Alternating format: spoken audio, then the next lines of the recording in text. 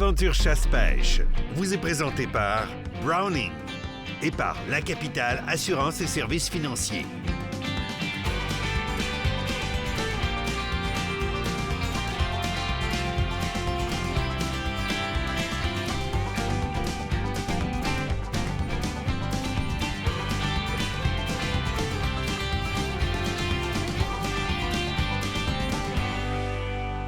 Hey, salut vous autres, bienvenue à Aventure Chasse-Pêche. Qu'est-ce qui se passe ce soir, Kate? Bien, écoute, maintenant, on s'en va du côté du laboratoire d'expertise biolégale du ministère de la Forêt, Faune et Parcs. On va voir de ce côté-là, ça ressemble un petit peu à un CSI. Oh, ça a été trippant pas mal, ça. Oui, pas mal, on a vraiment aimé ça. Bien, aussi, on reçoit un invité en studio. Oui, Sylvain Marois qui vient en studio nous parler un petit peu de la réglementation par rapport au permis, entre autres, orignal, chevreuil. Ça va être pas mal important d'écouter parce qu'il y a beaucoup de questions à ce sujet-là. On a aussi, écoute, Sébastien qui vient du surplus militaire Pont-Rouge, qui vient nous parler un petit peu aussi de... Tasmanian Tiger! Exactement. Manquez pas ça, du beau gear tactique très intéressant. On va parler aussi des armes Mossberg. Oui, c'est vrai, j'ai amené des armes Mossberg. Couteau aussi, couteau. Ça fait longtemps pour parler de couteau. Oui, ça ressemble à ça au White River, je pense que tu nous présentes. Oui, White River, belle compagnie américaine, vraiment du beau American Craftsman, donc fait à la main, qui traverse au Canada. Très intéressant. Moi, j'ai une question pour toi. Oui, vas-y. Parce qu'il y a des jeunes qui écrivent présentement. Ben oui. Les auditions de la relève. On les a pas oubliés. C'est juste que ça brasse beaucoup dans l'actualité présentement. Fait que on vous avait dit de commencer à nous envoyer les vidéos. Ben c'est le temps de le faire. On n'en a pas reçu beaucoup dans les dernières semaines. Donc, pour nos jeunes de la relève, c'est possible de le faire. En fait, sur la page Facebook d'Aventure Chasse-Pêche, l'émission en message privé, de nous envoyer leur vidéo de la candidature de pourquoi on devrait les choisir pour les auditions de la relève. On le rappelle, hein, c'est un concours en collaboration avec Hoyt. Donc, il y a possibilité de gagner plein de prix, hein, parce qu'on avait mis Bob un petit peu là-dessus. On vous amène à la chasse, vous avez l'arc qui vous est donné, les cours qui vont aller avec, beaucoup de matériel, accessoires. Vous allez être coaché de A à Z, là, puis tout équipé là, pour la chasse à l'arc. Donc, l'année passée, c'était à la carabine. Cette année, on le fait à l'arc. Exact. On verra l'année prochaine qu'est-ce qu'on fait. Ça sera un slingshot. Fait que dépêchez-vous, cette année, c'est un arc. Au travers de WeTransfer aussi, évidemment, qui est le plus facile, qui écrase pas les fichiers. Oui. Sinon, donc, page Facebook, tu disais, du côté d'Aventure Chasse-Pêche. Ben, Aventure Chasse-Pêche, l'émission, c'est possible sur la page Facebook. En message privé, on attend vos vidéos, puis on espère en voir tout plein. Ça vient de sortir en kiosque. Oui, ou ça sort en kiosque, là, incessamment, c'est le nouveau magazine d'Aventure Chasse-Pêche. Promotion en cours, je vous le rappelle, si vous abonnez pour 2 ans, c'est 40 dans 2 ans d'Aventure Chasse-Pêche magazine dans les environs 250 pages, beaucoup d'articles en profondeur, beaucoup de tests. En promotion, vous recevez votre prime d'abonnement normale. Vous avez le choix parmi beaucoup de primes. Il y en a des nouvelles qui se sont ajoutées. Et en plus, on ajoute le diffuseur d'odeur qui est très intéressant pour la chasse. Donc, on peut faire perdurer l'odeur qu'on veut diffuser longtemps, soit sur soi ou proche du lieu où est-ce qu'on chasse. Donc, abonnement de 2 ans, d'ici au 4 octobre, ça se termine le 4 octobre, abonnement de 2 ans, on vous donne votre prime initiale plus le diffuseur d'odeur. Autre chose très importante dans le magazine, on reçoit souvent beaucoup de questions sur les succès de chasse et les trophées de chasse. De quelle façon est-ce que je fais, Martin, pour envoyer ma photo au magazine? Comment je fais? Est-ce que je peux apparaître là-dedans, là, puis que mon histoire de ce box-là soit là? Bien, la réponse, c'est oui! Envoyez-nous ça! Que ce soit les trophées de chasse, trophées de pêche, vos histoires de chasse, histoires de pêche, avec des photos, à commentaires à commercial QACP.com. Puis effectivement, vous pourriez vous retrouver dans votre magazine Aventure Chasse-Pêche.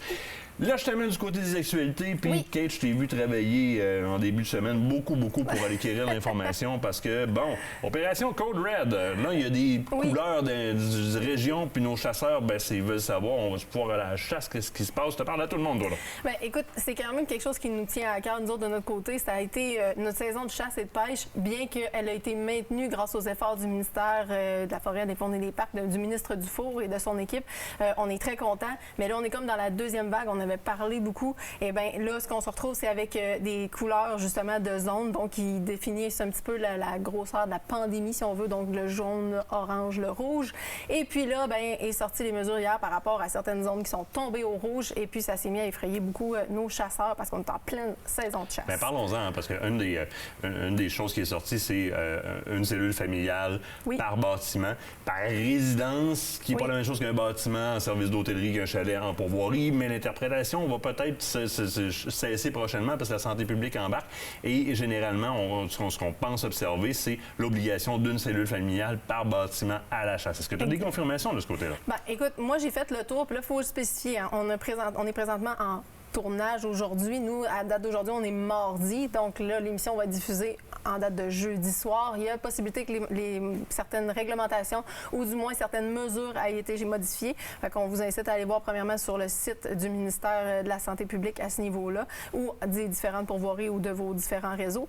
Mais d'emblée, j'ai fait le tour, effectivement, à commencer par, entre autres, la CEPAC. La CEPAC nous dit quoi? Ils nous disent que, en fait, pour le moment, les activités de chasse sont maintenues.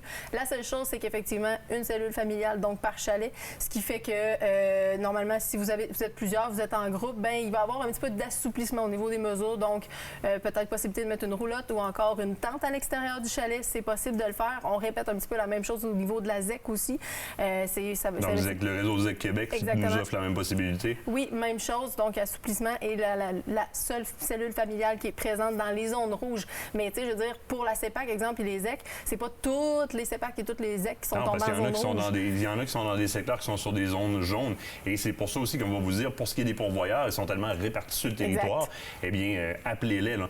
En 30 secondes, le voyagement entre les régions pour aller à la chasse, il n'y a pas d'interdiction, là? Non. Là, en date d'aujourd'hui, il n'y a pas d'interdiction. Par contre, c'est sûr que c'est peu recommandé parce qu'on dit déplacement légitime et essentiel. Faites vos commissions, votre épicerie de manière locale. Évitez les déplacements et les sorties en dehors de votre zone, s'il vous plaît, et le moins de voyagement possible. Le Facebook d'Aventure Chasse-Pêche, l'émission, on revient avec plus de détails. Il y en a peut-être même des nouveaux détails en dessous de cette vidéo-là présentement si vous êtes sur Facebook. Ça peut avoir changé de mardi à jeudi. On skip le temps d'une pause. Au bord de la pause, lieutenant Marois lui-même vient nous renseigner sur la réglementation par rapport au permis de chasse.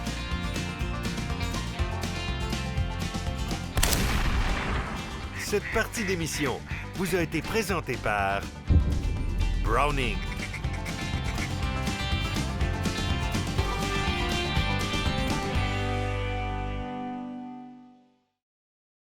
Cette partie d'émission vous est présentée par le groupe Thomas Marine, le plus grand inventaire d'embarcations Princecraft au Québec.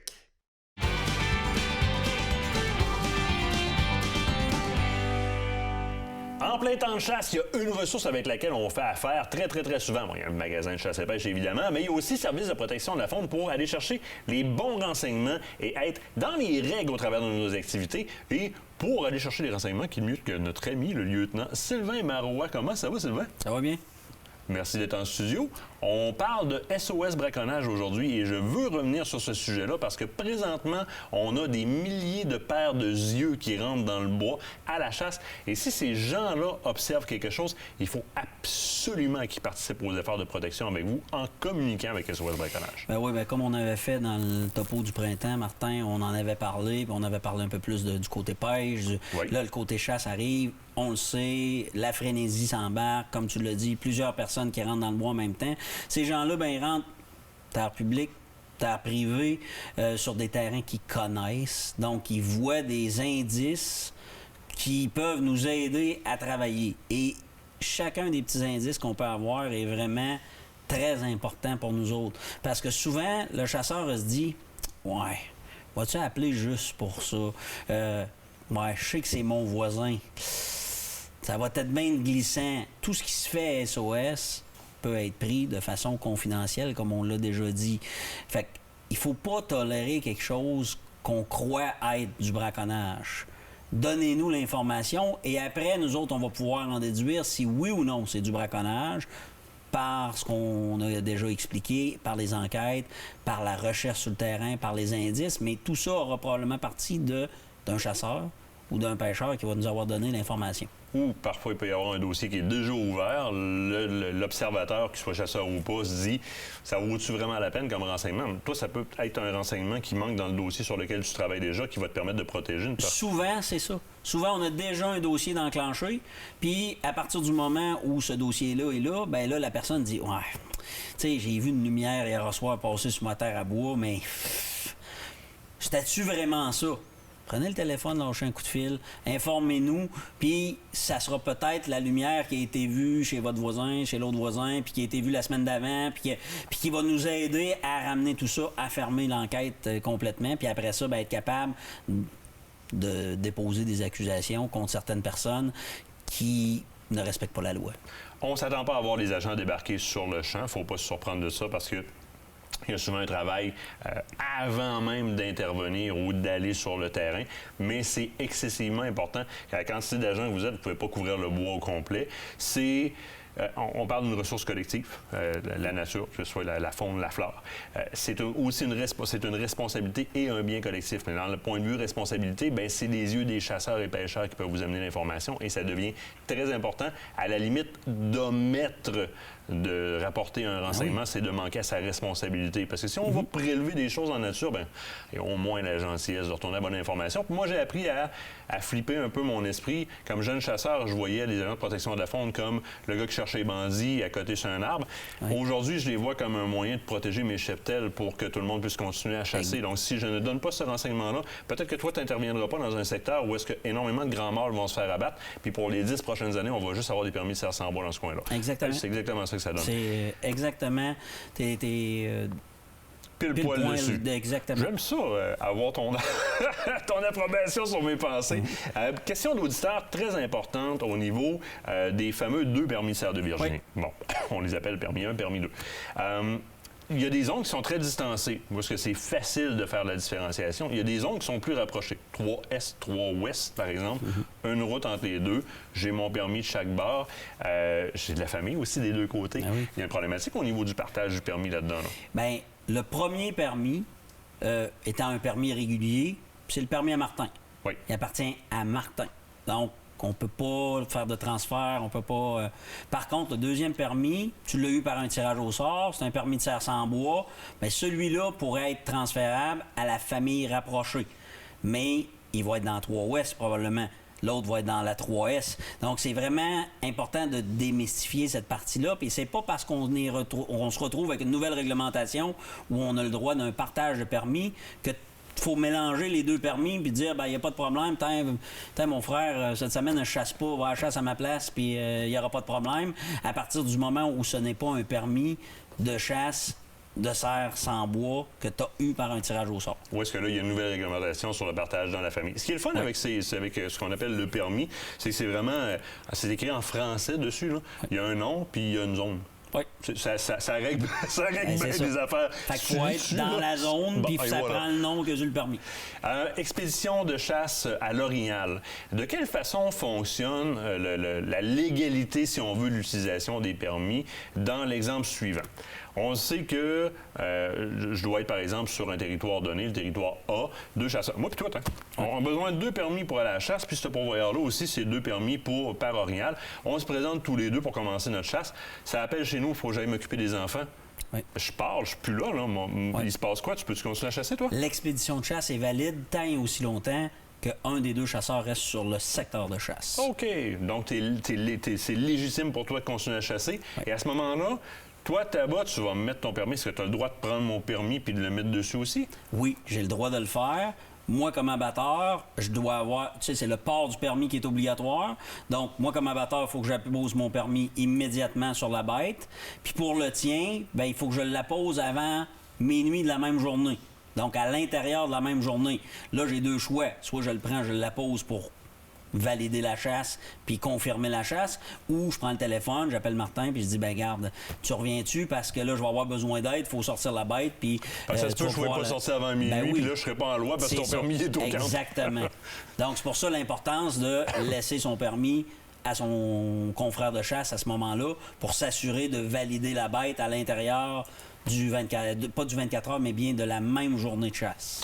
Lieutenant Sylvain Marois, un énorme merci encore. Ce sont des renseignements qui sont très chers pour nos chasseurs, pêcheurs et villégiateurs. Dans le doute, on appelle au service de protection de la faune. Dans le doute d'activité illicite, on appelle SOS Braconnage. Ça en vaut la peine. C'est notre responsabilité collective d'aider les services qu'on a mis en place pour protéger notre ressource collective.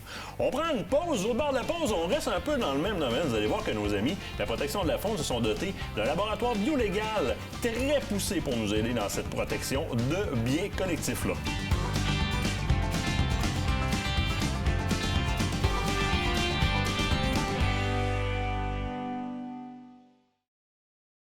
L'équipe d'Aventure Chasse-Pêche est nourrie par Bouffe et compagnie, des repas préparés, frais et savoureux.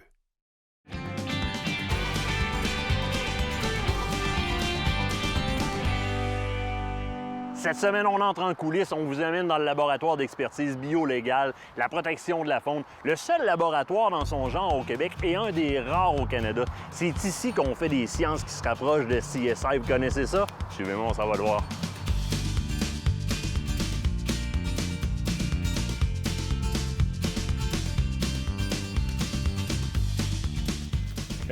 Vicky n'est pas à la réception. Ça veut dire qu'elle est dans le laboratoire. Fait qu'on va aller la surprendre. On va aller la prendre la main dans le sac pour faire de jeu de mots. Mais vous êtes par là.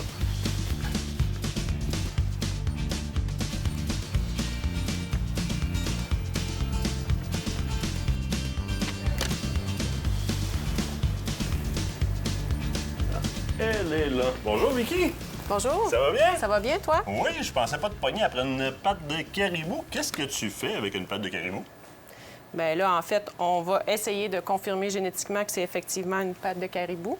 OK, confirmer génétiquement. Je t'arrête juste 2 petites secondes.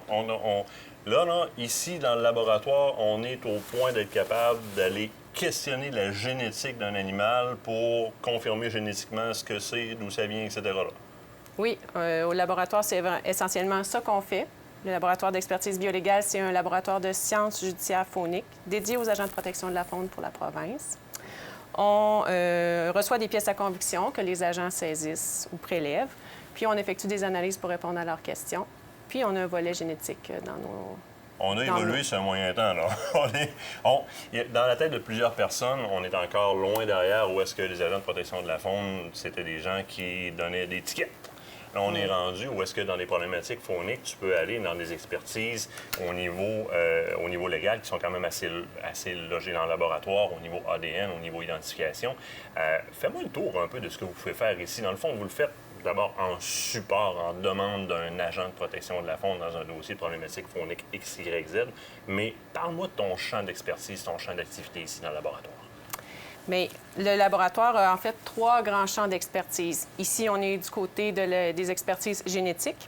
Donc, au niveau des expertises génétiques, ce qu'on fait, c'est qu'on effectue un prélèvement sur des pièces à conviction qui nous sont transmises à partir de n'importe quel matériel biologique, sang, poils, chair, panache, section de dents, etc.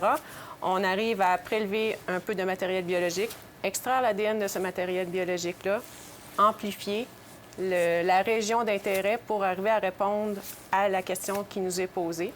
Puis, avec des outils qu'on a de l'autre côté, là, des appareils qui nous permettent de visualiser les résultats, on est en mesure de répondre, par exemple, à l'identification de l'espèce, de quelle espèce il s'agit. On est capable de faire des liens entre des pièces. Est-ce qu'une tache de sang retrouvée à un endroit provient de la même bête que la viande saisie dans un congélateur par un agent? On est aussi en mesure de déterminer le sexe à partir de n'importe quel matériel biologique également. Donc, un morceau de viande, est-ce que c'était un cerf de Virginie femelle ou mâle, un orignal femelle ou mâle, etc.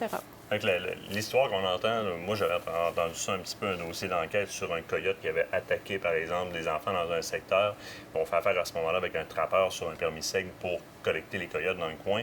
Tu confirmes que c'est vraiment possible de prendre, par exemple, la salive du coyote qui a attaqué l'enfant et de comparer avec la salive des coyotes ou l'ADN des coyotes qui sont capturés par la suite pour arriver qu'à identifier si c'est bon, on a le bon coyote, celui qui attaque. On peut maintenant continuer l'expertise. Ça, tu peux vraiment faire ça, comme dans CSI, là. Oui. En fait, ici, on traite majoritairement des dossiers d'enquête sur du braconnage, mais on a aussi des dossiers qui ne sont pas liés à des dossiers de braconnage. Donc, le cas que tu parles, des cas d'attaque d'animaux sauvages sur des humains, on est aussi appelé à faire des analyses pour faire le lien entre l'ADN qui est prélevé sur les vêtements de la victime, par exemple, puis des bêtes qui sont trappées ou attrapées par la suite pour confirmer que l'animal agresseur a vraiment été capturé puis que la population est hors de danger. Dossier problématique faunique autant que dossier d'enquête sur, par exemple, des cas de braconnage, tu es vraiment en support sur une collecte d'informations terrain qui est faite par les agents de protection de la faune. Toi, tu viens confirmer ou tu viens donner l'information qui peut donner suite à une enquête ou qui peut venir supporter une preuve ou encore un mode d'action sur le terrain ultérieurement. Oui, quand on reçoit des pièces à conviction, l'agent nous pose en même temps la question auquel il a besoin d'une réponse. Nous, on valide qu'on peut effectivement lui donner cette réponse-là avec les méthodes qu'on a à notre disposition. Puis si c'est le cas, on effectue l'analyse, on rédige un rapport d'expertise avec des interprétations des conclusions. Puis ce rapport d'expertise-là est utilisé ensuite dans le dossier de l'agent, puis ultérieurement, peut-être au niveau d'un procès là, à la Cour. Si ça peut être en appui à une preuve. Donc là, Oui. on est dans la partie du laboratoire qui est vraiment ADN, c'est la partie CSI où est-ce que vraiment, là, comparaison avec les marqueurs génétiques, l'amplification par égaux. C'est vraiment ce que vous faites. Il y a vraiment les chaînes d'ADN qui sont affichées à l'écran, puis il y a des comparaisons pour soit sexer, identifier ou comparer à savoir si on a affaire à la même ADN. C'est pas mal trippant. J'ai vu la machine de l'autre bord à l'œuvre aussi. Je fais comme le petit gars à moi, comme c'est donc bien capoté. Tu as d'autres secteurs dans le laboratoire qui te permettent de faire d'autres types d'analyses. Veux-tu me montrer un peu de quoi ça a l'air? J'ai vu un peu génétique ici. Tu as l'autre côté où est-ce que tu fais l'identification différemment? Oui, on a un autre champ d'expertise qui est les analyses morphologiques. Oui. Ça, on a une salle qu'on pourra visiter également. Puis on a un autre champ d'expertise qui sont les sciences vétérinaires. Donc, Ben, je te suis, on est chez vous, hein, fait que viens me montrer ça. La papate, elle ne se sauvera pas, elle est pas mal froide, je te dirais, à moins qu'elle dégourdisse. Là. c'est bon.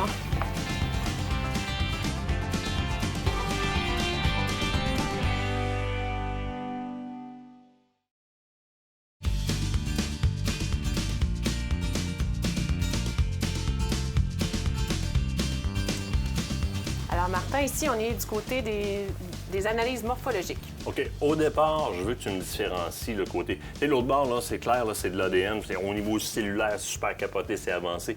Qu'est-ce que tu entends par analyse morphologique? C'est qu'en fait, ici, on ne va pas aller évaluer l'ADN. On va recevoir une pièce, Oui. puis on va observer sur cette pièce-là les indices qu'on recherche. Ça peut être un poisson complet, un poisson en partie, des filets de poisson, des écailles, des poils. Donc, à partir de là, tu vois on va conduire ici des expertises. Identification de l'espèce, par exemple. J'imagine que c'est ici que tu vas identifier une espèce. Oui, soit des poissons complets ou des poissons en partie qui possèdent les critères qui nous permettent de faire l'identification, mais aussi à partir de poils. Excuse-moi, tiens donc. Justement, on est en train d'identifier une clé d'identification au mur, clé des cyprinidés adultes du Québec. Fait que j'imagine que même contenu, ça veut dire que contenu stomacal, par exemple, au niveau des poissons à pas, on pourrait avoir à ouvrir un poisson pour interroger avec quel type de poisson à pas ça a été attrapé pour compléter l'information dans le dossier d'un agent sur un dossier de pêche illégale, par exemple. On pourrait. Là, Oui, ici, moi, je m'interroge beaucoup parce que je suis à côté d'une belle machine. Tu sais, ça, c'est le petit gars qui parle, là. La machine avec la lamelle. Est-ce que c'est ce qu'on voit dans l'écran qu'il y a sous la lamelle, là? Oui, tout à fait. On voit une écaille de poisson grossie, puis on le visualise avec un binoculaire. Qu'est-ce qu'on va venir faire, par exemple, en interrogeant une écaille de poisson comme ça? Bien, on peut arriver à identifier la famille de poissons duquel ça provient, mais on peut aussi regarder les patrons de croissance sur l'écaille. C'est un peu le même principe que les arbres, où est-ce qu'on voit des anneaux de croissance qui s'ajoutent au fil du temps. Parce que tu me disais qu'on peut en partie déterminer le milieu de vie d'un poisson, par exemple, d'où vient le poisson état sauvage ou encore un poisson d'élevage avec ce type de méthode-là? Oui, en interprétant les écailles.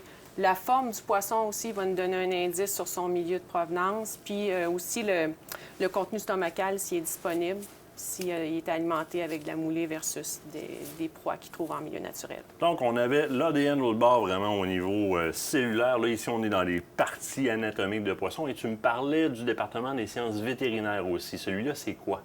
Oui, notre troisième champ de spécialité, c'est les sciences vétérinaires. Les analyses effectuées dans ce champ de spécialité-là sont effectuées dans un local qui n'est pas ici physiquement au complexe scientifique. C'est une salle de nécropsie du MAPAC, du ministère de l'Agriculture, des Pêcheries et de l'Alimentation du Québec. Puis, qu'est-ce qu'on va faire au niveau des sciences vétérinaires? On va souvent avoir à déterminer la cause de mort d'un animal. OK. Donc, est-ce qu'il a été abattu par un projectile, une flèche? Est-ce qu'il est mort d'une cause naturelle? On va aussi évaluer les conditions, ça, c'est pas nécessairement au niveau de la nécropsie, mais on va évaluer les conditions de garde en captivité pour des espèces sauvages qui sont gardées en captivité. Donc, est-ce que l'environnement physique est bon, est adéquat? Est-ce que les soins qui sont apportés à l'animal sont aussi bons et adéquats? Puis, au niveau des expertises vétérinaires, une autre chose qu'on peut effectuer à l'aide de radiologie, on peut faire des analyses balistiques. Donc, trouver dans une carcasse le projectile qui a permis d'abattre l'animal. Ou on peut également évaluer l'angle de tir ou la trajectoire du projectile pour essayer de venir confirmer ou infirmer une déclaration. On peut dire que le laboratoire d'expertise biolégale du ministère, donc la protection de la faune, peut venir en support à peu près à n'importe quelle interrogation qui n'est pas une évidence sur le terrain pour un agent de protection de la faune. Puis là, pour être spécifique, là, on vient autant en support dans un dossier qui peut être une préoccupation faunique sur, par exemple, une espèce animalière dans un secteur, on va venir en support, que sur un dossier qui va être incriminant pour des individus. Dans les deux cas, votre travail à vous autres, c'est de venir confirmer et informer l'agent qui est dans le dossier. C'est bien ça, je résume bien? Oui, tout à fait. Dans le fond, on est un soutien, on est un outil pour les agents de protection de la faune. Puis notre mandat, essentiellement, c'est d'utiliser la science ou des méthodes scientifiques pour répondre à certaines de leurs questions. Vicky, je suis impressionné. Je te remercie infiniment. Ça me fait plaisir.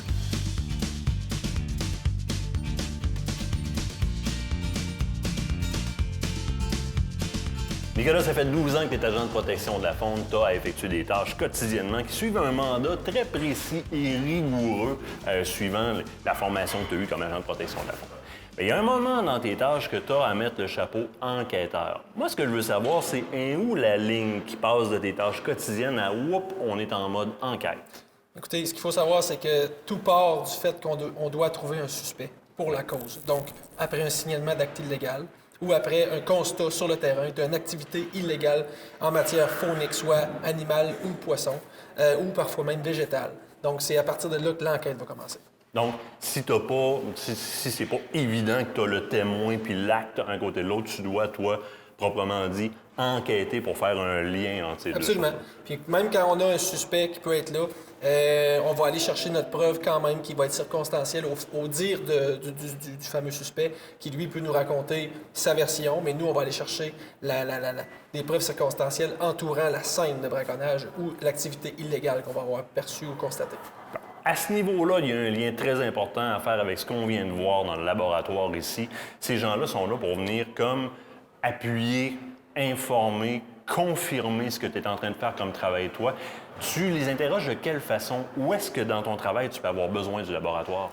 Écoutez, que ce soit à la suite d'une recherche avec les maîtres chiens, que ce soit avec l'aide des maîtres drones, que ce soit le service de renseignement, que ce soit l'enquêteur directement sur le terrain ou suite à un signalement d'acte illégal, on a les outils, puis un des outils qu'on va avoir, ça va être le laboratoire d'expertise qui, lorsqu'on va avoir de la chair, qu'on va avoir du poil, qu'on a du sang, une bête à identifier, une bête à sexer pour savoir est-ce que c'est un mâle ou une femelle à partir d'excréments, à partir de poils, à partir d'éléments biologiques, anatomiques d'un animal ou d'un poisson, on va être capable de relever le questionnement de l'agent, soit est-ce que c'est le nombre de poissons qu'il pouvait avoir dans telle boîte, ou quel est le sexe de l'animal que j'ai trouvé là, selon le dossier, si on veut. Ça peut arriver, par exemple, l'espèce de poisson, les fameux filets en portefeuille qui sont pas toujours faits. Bon, au départ, tu me disais que c'est une infraction, mais pour identifier, tu as besoin de ces gens-là, parce que rendu là, à part d'y goûter et d'avoir un très bon palais,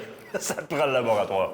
La loi vient nous dire que le poisson qu'on transporte doit être identifiable et dénombrable, mais quand ce n'est pas le cas, l'individu va être en infraction. Par contre, moi, de mon côté, je peux aussi aller demander quel est le poisson qu'il transportait. S'il pouvait avoir du saumon, puis il va essayer de faire semblant que c'est du doré, par exemple, ou que l'espèce peut se ressembler par la couleur. Quand l'agent a un doute, il va se servir du laboratoire d'expertise pour venir justifier légalement qu'est-ce qu'il y a véritablement en sa possession.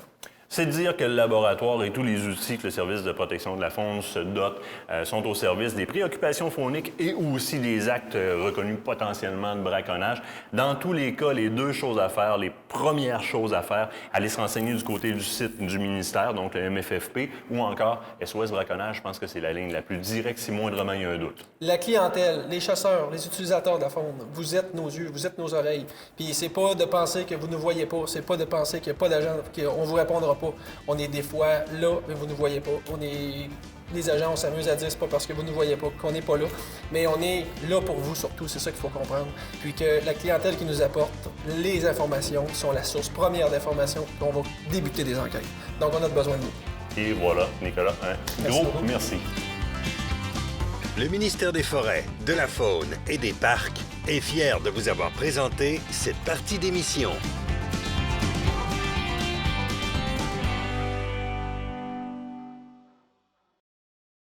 Cette partie d'émission vous est présentée par le groupe Thomas Marine. le plus grand inventaire d'embarcations Princecraft au Québec.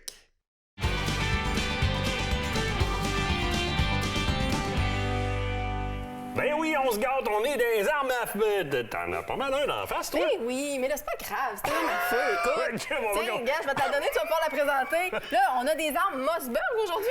Arme Mossberg, mais on va dire la partie qui se démarque dans le sens qui est moins usuel et coutumier à voir. Puis je te dirais que la première que tu me montres les mains, c'est l'exemple parfait du plus grand paradoxe que j'ai pu voir, mais ça la rend sexy pas à peu près. C'est une 30-30, Oui. lever action, traditionnellement en bois, Buffalo Bill, etc., qu'on a mis full tactique. C'est vrai que c'est quand même un petit peu impressionnant comme paradoxe. Ben oui, c'est 464 SPX, donc 464 SPX dans Mossberg, calibre 30-30, ce que vous connaissez, normal, c'est-à-dire lever action, comme à l'habitude, même fonctionnalité. Ici, on y va avec une fibre optique. Disons que dans le passé, on était avec des mires sèches, aujourd'hui, on est en fibre optique. Mais quand on se rapproche et on regarde tout le reste, tout de suite au bout du canon, on s'aperçoit qu'on a un... C'est pas un anti-recul réellement qu'on a mis là, c'est un flash cover, ou du moins, c'est beaucoup plus au niveau apparence tactique. Si on descend sur le canon, tranquillement, on va s'apercevoir que, bon, évidemment, le tube de charge et le canon sont configurés de la même façon, mais rapidement, on tombe sur des picatinés. Oui. On en a sur les deux côtés Pour et pouvoir on mettre des en a accessoires. en dessous pour pouvoir venir mettre des accessoires qui pourraient être, par exemple, un bubble level, donc un niveau à bulle. Un niveau à bulle. Ça pourrait être une lampe. Évidemment, les lasers, etc. sont pas légales à part pour le tir à la cible.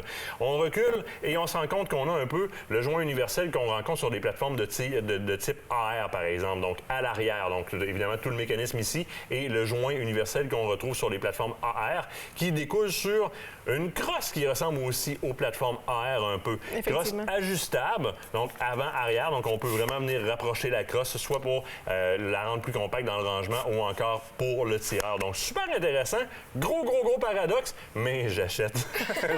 Mais c'est pas le seul que t'as comme paradoxe. Je veux dire, Mossberg en a fait d'autres. T'as d'autres beaux joujoux sur la table. Oui, là. absolument. Mais écoute, je dirais pas paradoxe dans ce cas-ci, mais une arme qui, au départ, impressionne de par l'appellation de son calibre. Elle veut même partir avec le rack. Écoute, c'est pas n'importe qui. Là. Non, mais elle s'accroche. Elle s'accroche.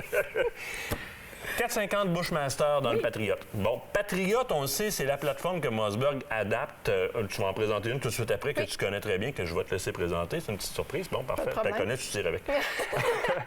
Patriot, c'est la plateforme que Mossberg adapte de beaucoup de façons. Ici, en 450 Bushmaster. 450 Bushmaster, c'est un calibre qui est un peu moins connu. On passe rapidement dessus en se disant, bon, je garde l'arme avant, calibre, on revient. Synthétique, mécanisme avec culasse ventilée, donc très intéressant. Une bonne poignée, une bonne prise dessus. Donc, on coulisse très bien. AccuTrigger aussi, donc c'est beaucoup plus facile de descendre la première planche et clouc, on fait feu immédiatement. Oui. Canon, petit canon. Effectivement, il est très, très court. C'est 16,25 pouces. 16,25 pouces de canon. Sur le bout, tu remarqueras que c'est déjà fileté. Oui. Donc, je n'ai qu'à dévisser pour pouvoir venir mettre un frein de bouche qui est vendu. Donc, on connaît le thread, excusez-moi, mais le filetage est inscrit dans les données techniques. On peut commander un frein de bouche qui va faire dessus. Ce qui est impressionnant avec le 450 Bushmaster, munition qui ressemble plus à une munition d'arme de poing qu'une munition qu'on est habitué dans, par exemple, les carabines. C'est une arme pour avoir une grande efficacité à courte distance. Okay. Tu sais, dans les carabines, souvent, on parle de twist pour la stabilité gyroscopique. Tu entends souvent un 8. Un 10, un 12. Le twist de la 450 Bushmaster, du moins celle-là, c'est un 24. C'est pas des carabines qui sont faites pour tirer loin et conserver une balistique, une courbe balistique à s'en être tranquille. Ça fesse proche. Orignal. Ours de proche, c'est un très bon calibre et ça cogne pas tant que ça dans l'épaule. Non, c'est ce que j'allais te demander, vu le fait que c'est très court et très compact. Est-ce que justement au niveau du recul, il y a une différence? Non, c'est vraiment, honnêtement, là, c'est très agréable à tirer. Là. Ça peut faire peur dans l'appellation, là, mais si vous avez tiré de la 30-06, de la 7 mm et de la 300, là, vous n'avez rien à avoir peur de ça. C'est la prochaine que je teste. Toi. Regarde, je vais la mettre en arrière parce qu'on va cacher celle que tu vas présenter. Je vais te débarrasser un peu. Celle-là, là, on l'aime tellement qu'on a chacun une comme ça. Oui, bien écoute, là, on parle ici de la Mossberg aussi sur une plateforme Patriot, mais dans la Night Train. Oui. Donc, qui arrive déjà équipée comme vous la voyez là présentement. Donc, avec ici, on a une espèce de cover au niveau de la crosse synthétique. Oui, donne-moi dans ça, une seconde, hein. oui. Et voilà. Faire disparaître ça. Oui. Crosse synthétique avec un cover dessus, qui peut servir, entre autres, un petit peu peut-être de grip pour mieux s'appuyer et vice-versa, mais je dirais que c'est plus un petit peu au niveau esthétique. Ensuite de ça, on a un super culasse qui, elle aussi, est ventilée ici. Emmène-la vers toi, tu vas être plus... Ah, ben c'est pas grave. Écoute, je veux dire, il n'y a pas de trouble. Ensuite, le télescope a l'air impressionnant, là, mais télescope avec ses super tourrettes balistiques. Donc, on est dans le Dead Ringer avec un 6-24-50, super bon télescope. Belle ouverture. Oui, belle ouverture aussi. Ça vient avec le bipod ici, Caldwell, qui vient déjà avec. Donc, tu sais, c'est une carabine qui peut être le fun. Ah, ça arrive monté de même. Le canon fileté est là, le bouchon fileté aussi, la picotinie en dessous. Exact. C'est magique. Tout est là. Vraiment magique, une magique. super belle carabine pour le tester en masse. Puis sérieusement, c'est un charme. Là. Vraiment. Je sais pas combien de temps il nous reste, je veux prendre la peine de le présenter. Une minute. J'affectionne particulièrement ce 12-là, qui est vraiment une conception de type militaire, qui se rapproche un peu dans la partie avant de ce qu'on appelle, puis pardonne-moi l'anglicisme, mais un breacher, qui sont des armes qui sont faites pour, à la limite, défoncer des portes pour les équipes tactiques. Ce que ça veut dire, c'est que c'est des armes qui sont excessivement solides, des armes qui sont conçues pour vraiment résister aux impacts. Ici, on a une belle crosse de chasse dessus. Oui. On a quand même, tu as remarqué, un chargement par tube qui est relativement long, mais l'avantage qu'on a sur celui-ci, comparé à tout ce qui se fait de 12 qui ont l'allure tactique comme ça, généralement, ils arrivent avec pas de filet sur le bout pour mettre des chokes. Donc, il n'y a pas de système d'étranglement. Celui-là est muni de l'accu-choke de Mossberg. Donc, conception militaire, il est livré avec les deux espèces de petits dog tags comme ça. Là. Donc, les dog tags militaires qui vont dans le cou là, pour un petit peu arriver avec la présentation du gun, de l'arme à feu, je m'excuse, mais fileté. Donc, ça devient très intéressant, très, très, très confortable à épauler. Ça arrive avec les mires sèches comme ça. On aime ça du côté de Mossberg. Fait qu'il y a des possibilités d'avoir toutes sortes d'armes. C'est pas juste le standard qu'on est habitué de voir un petit peu partout. Ouais. Puis, hey, on reste dans le tactique. L'autre bord de la pause, Tasmanian Tiger avec la gang du surplus militaire. Pont-Rouge, manquez pas ça. Oui, ça va être intéressant. Oui.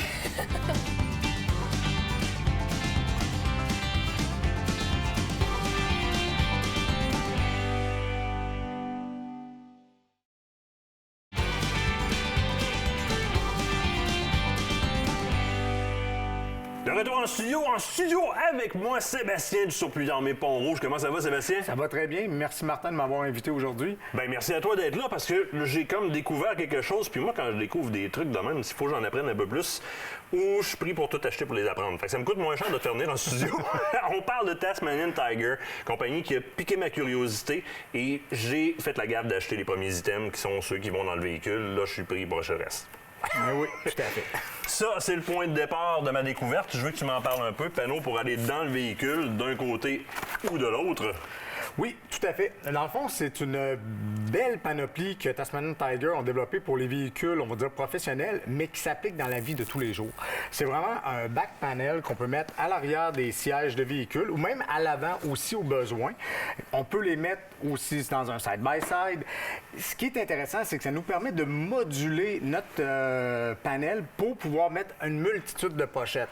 Que ce soit des pochettes médicales, des pochettes radio, des équipements qu'on veut avoir sur nous, que ce soit aussi simple que des câbles pour booster une véhicule. Oh, oui. Vous pouvez les mettre dessus. Bonbonne d'instincteur, peu importe. Ici, il est configuré avec un porte-armes, chose que j'aime bien, fait que ça va me prendre un deuxième panneau de mettre à l'arrière de l'autre banc.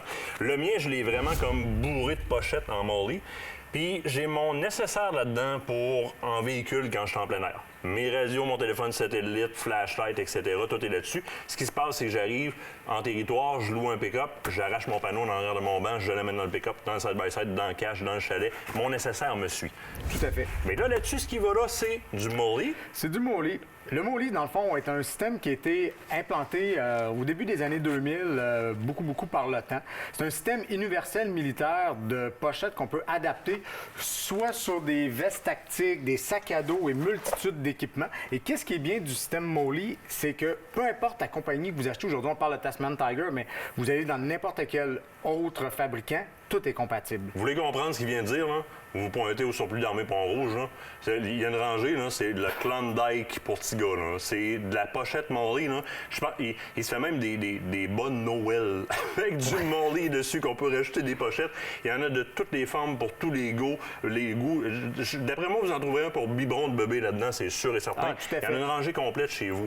C'est les pochettes, le Tupperware pour hommes qu'on peut mettre là-dessus sur les sacs à dos, sur les ceintures comme ça, avec lesquelles les chasseurs peuvent se faire des sacs à dos autour de la taille avec ces pochettes-là. Oui, tout à fait. L'avantage d'une ceinture qu'on va appeler une ceinture de combat, c'est que c'est une ceinture qui vous offre le système Molly avec des bretelles. Fait qu'au lieu d'avoir un sac à dos qui est lourd, qui pèse, et que vous devez enlever pour aller chercher vos accessoires, là, vous les avez autour de la taille. Fait que vous pouvez avoir votre GPS rapidement, avoir vos urines pour faire vos odeurs, votre couteau, tout, vous l'avez Choisis les autour de pochettes vous. que tu vas mettre dessus. Tout à Comme sur fait. le panneau, là. C'est de là qu'on parle. Le panneau Molly. Molly, c'est un système modulaire intéressant. Je viens d'échapper de quoi que je rattrape, je le présente rapidement, mais c'est une autre option. Chest rig, super intéressant pour se faire la même chose, sac à dos, mais hyper compact, mais à l'avant. Oui, à l'avant. Et qu'est-ce qui est intéressant? Vous avez un zipper. Le zipper vous permet de l'ouvrir. Et pour, justement, exemple, un amateur de coyote qui irait tirer couché au niveau du sol, bien, il ouvre son chest rig. Il est confortable quand il va être couché au sol. Même pour un amateur de tir sportif, c'est de quoi de très bien. Tu peux avoir ton Kestrel sur toi, tu peux tout avoir très rapidement. Puis dans la pochette, bien, il se fait plusieurs formes de pochettes. Là. Bel exemple, juste là. Les chasseurs, regardez, là, c'est le meilleur exemple. Là. Ça, c'est la grosseur pour nos bouteilles nalgènes. Là. Nos bouteilles d'eau, là, c'est la grosseur pile pour une nalgène. Effectivement. Puis aussi, on peut l'utiliser à autre chose. Exemple, on peut facilement mettre des lentilles pour prendre la photographie dans ce type de pochette-là. Un brûleur aussi. Fait que quelqu'un pourrait en avoir deux similaires, une pour son eau, une autre pour son brûleur. Fait que c'est de quoi qui est intéressant. Puis comme vous pouvez voir, il y a une multitude de pochettes et de formes différentes. Ce qui est intéressant des pochettes, je t'inviterais juste à prendre celle-ci. Oui. Si on l'ouvre à l'intérieur... C'est quoi, je l'ai, celle-là. Là, hein? Mais en noir. Ben, si vous regardez, il y a vraiment du compartiment. C'est pas juste une simple pochette vide. Vous avez énormément de possibilités. Vous avez de la bande élastique, vous avez un filet en mèche pour mettre Un du autre matériel. décroisseur ici. On pourrait mettre de la cartouche carrément. On pourrait mettre de la cartouche pourrait mettre de la littéralement. cartouche. J'ai une autre petite pochette qui est amovible sur le haut ici. Oui, bien ça aussi, ça pourrait faire très bien une belle cartouchière. Là, Ben, mettre c'est des les balles. cartouches pleines, les cartouches vides. Oui, tout à fait. C'est important de ramasser nos deux vides. Ça avance super vite, puis je vois des choses en arrière que je veux absolument présenter rapidement. Ça, c'est génial. Système de trousse de premiers soins qu'on met sur l'appui-tête, accessible en tout temps. Oui, tout à fait. Encore là, ça a toujours lien avec le système pour mettre sur les bancs. Dans le fond, c'est une trousse médicale que vous avez accès rapidement dans votre véhicule. Au lieu d'avoir la trousse cachée au fin fond du coffre du véhicule, il nous arrive une bad luck. Là, on l'a rapidement en arrière On de l'a nous. directement là. Et aussi, qu'est-ce qui est bien, c'est qu'autant que quelqu'un qui est en arrière peut la récupérer que le passager. Et c'est vraiment une trousse accessible, rapide. Que tu peux bâtir comme tu le veux. Je veux vraiment les rack-packs rapidement. Vous allez voir, moi, je l'utilise, le couvert de pare-soleil sur lequel on peut mettre les identifiants. Des lunettes dessus. L'autre bord, oups, c'est du Molly, donc on peut remettre des pochettes. Moi, je mets des crayons. Alors, j'ai ça qui flippe et floppe au-dessus de ma tête. Très, très facile à utiliser. Encore dans le même système. Je veux que tu me montres tes rack-packs parce qu'ils sont vraiment géniaux. C'est... OK, d'un côté, là, c'est des beaux rack-packs. Je te laisse me le présenter, mais j'ai bien hâte de vous le virer de bord. Regardez bien les cendres, comment sont faites par la suite. C'est le load carrier de Tasman Tiger. Ce qui est vraiment très intéressant, de un, ce petit bijou-là peut prendre facilement un 50 kg ou un 110 livres. Ah ben ouais. Fait que parfait pour trimballer une batterie marine, un petit moteur, des quartiers. Qu'est-ce qui est bien? On peut trimballer aussi d'autres matériels, comme ici. Je l'ai configuré avec un petit caisson Nanook 935 ici. Vous voyez qu'il fit très bien. Regardez l'endos, là. Regardez les bretelles, comment elles sont faites. L'ergonomie, tout ça, comment ça va aller à côté au niveau des lombaires, comment ça va aller à côté dans le dos. C'est très, très, très padé. C'est très bien configuré. Ça va être confortable. C'est pas tout de pouvoir prendre une charge. Il faut qu'elle soit bien répartie et que je me blesse pas. C'est fait dans ce sens-là. Et Martin va être encore obligé de faire des dépenses. Ce qui est important à regarder vite, c'est au niveau de la taille. C'est vraiment fait pour que le poids soit mis sur les hanches et pas juste au niveau des épaules. Ça, c'est très important, surtout si vous chargez extrêmement lourd, vous voulez le poids le plus possible sur vos hanches. Vous avez des rappels de charge pour pouvoir configurer le sac qui soit très bien. Et on peut l'ajuster ici facilement en hauteur. OK. Fait que tout dépendant, c'est exemple, c'est quelqu'un qui est court ou grand, on peut ajuster le sac aisément pour qu'il soit très confortable. Vous avez du molly aussi sur les côtés, à l'arrière. Honnêtement, c'est le sac que quelqu'un veut s'il fait beaucoup de portage. On pourra en parler pendant 2 heures, faut s'en aller à la pause, ça n'a pas de bon sens. Mais écoute, on va te voir en magasin, tu vends aussi sur le web, évidemment, à grandeur de la province, surplus d'armée, Pont-Rouge. Vous allez d'ailleurs partir de là avec 5-6 sacs, mais qu'est-ce que vous voulez, je vous dis, ça se passe de même. On se quitte le temps d'une pause. Au retour, les couteaux White River, on amène ça au Canada, ça en vaut vraiment la peine, soyez là.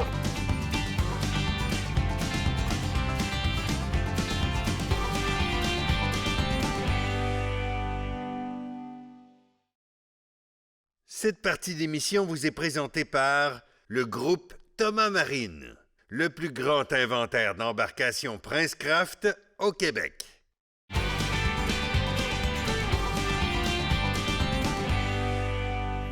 On connaît tous l'amour des couteaux de Martin. Aujourd'hui, tu viens nous présenter une autre belle compagnie américaine, White River. Oui, compagnie qui fait son entrée au Canada bientôt. Les distributeurs vont se faire connaître. Compagnie qu'on a découvert au SHOT Show de Vegas. On va au SHOT Show de Vegas à tous les années pour voir les nouveautés un peu. Puis cette année, avec Claude Drouin, que les gens connaissent comme étant notre Monsieur Gadget, notre Père Noël, qui arrive tout le temps avec plein de nouveautés. On est tombé là-dessus, puis les deux, on a arrêté devant. On fait comme, il faut que tu comprennes qu'il doit y avoir à peu près 500 fabricants et distributeurs de couteaux qui présentent leur stock au SHOT Show. Alors, quand on s'arrête sur des couteaux comme ceux-là, on fait c'est que ça se démarque et pas à peu près. Bon, dans un premier temps, White River ne se source que de matériaux américains, donc qui proviennent des États-Unis. Okay. À l'exception ils ont un custom shop, donc ils peuvent faire vraiment des couteaux personnalisés de A à Z. Là, ils vont aller chercher des fois quelques bois exotiques qui ne sont pas disponibles aux États-Unis. Sinon, tout. La corde, les essuies, le cuir, etc., c'est tout sourcé aux États-Unis.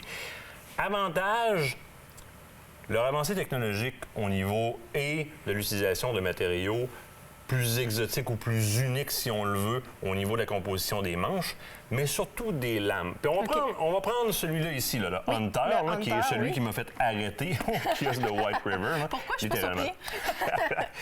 Première des choses qu'on va remarquer, et on a l'inscription S35VN. Qu'est-ce que c'est que S35VN? Ça, c'est l'appellation qu'on donne à l'acier qu'on utilise pour la conception de la lame. Il y a énormément de choix d'acier en coutellerie. Ici, on est audacieux, on va vraiment dans les nouvelles tendances. On est dans un acier qui, première des choses, va résister à la corrosion longtemps, mais m'offre aussi une très grande dureté. L'échelle HRC, je te l'ai montré tout à l'heure. Oui, on avait 58 à 60. Exactement, ce qui est au-dessus des couteaux de chef en cuisine, bien souvent. Ça veut dire qu'on va conserver le tranchant longtemps, un petit peu plus dur à aiguiser, par exemple. Oui. Mais je ne manquerai pas de tranchant dans le bois. Et ça en fait une lame qui, tout en gardant une bonne flexibilité, parce qu'on l'utilise aussi dans le couteau de pêche chez White River, va me donner quelque chose qui est très intéressant au niveau de la fermeté de ma coupe. Les manches ici sur marque Micarta, dans le modèle Hunter. Je t'en montre un autre. Ça file vite, hein? Genre, on me fait 5-3 minutes. Je veux parler couteau, suivez-moi! Le Hunter, le Small Game ici, qui...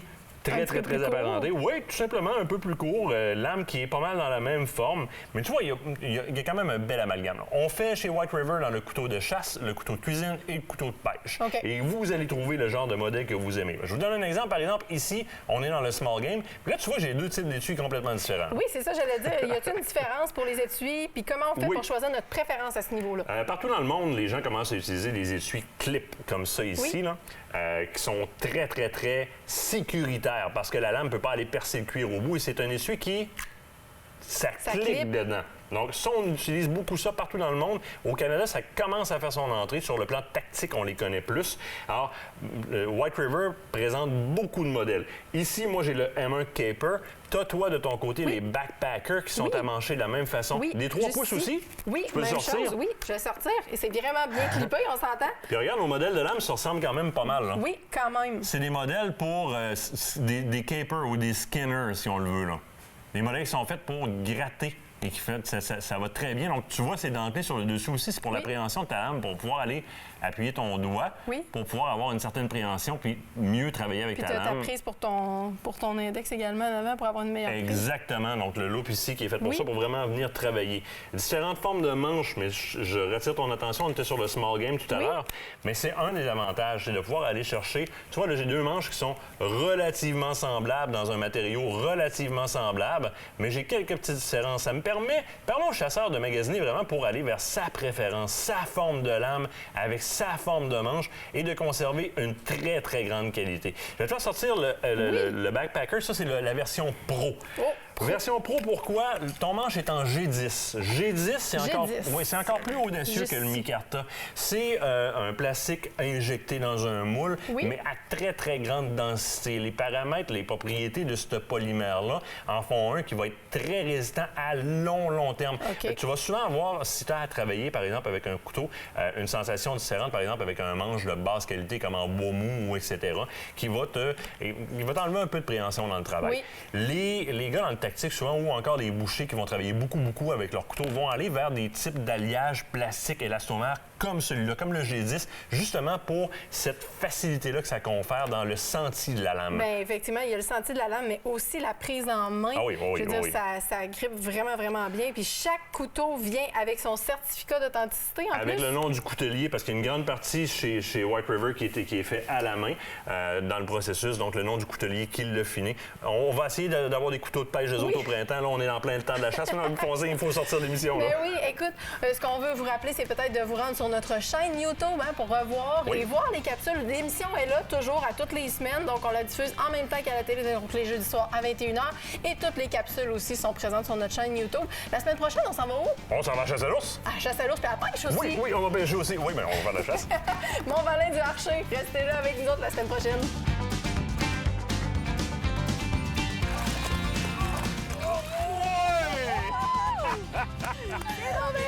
Check ça, le poisson! Tu l'as à la palette! C'est un très gros ours. Très gros ours. Il est très gros. Aventure chasse-pêche vous a été présenté par Browning et par La Capitale Assurance et Services financiers.